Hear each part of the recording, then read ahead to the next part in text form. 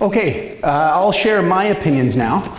Opinion on it. Remember, there's no right or wrong answers here. We're just having a conversation. I agree with the last two. I feel that Christian is the good safety leader because he recognized that we weren't from there, and he pulled us aside and he warned us about the hazards.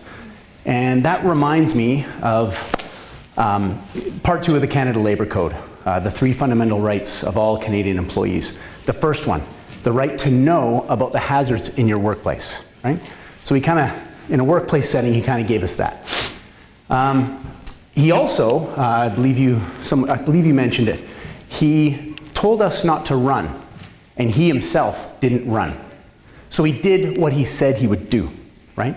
Which reminds me of that silly little acronym that you hear in the workplace sometimes, DWSIWID, right? Do what you say you will do, right? And you know, I know it's very elementary, it's very color by numbers, but imagine if everybody in the organization just did what they said they would do. From the frontline worker right up to the CEO, right?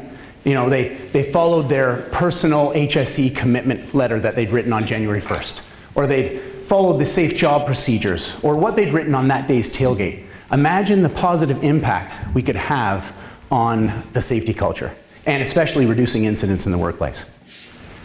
But there's another thing that's been bothering me ever since it happened, and that is a question. What if Christian also ran with Bruce and I, instead of standing his ground and drawing the elephants towards him? Where would the elephants have stopped their charge, right?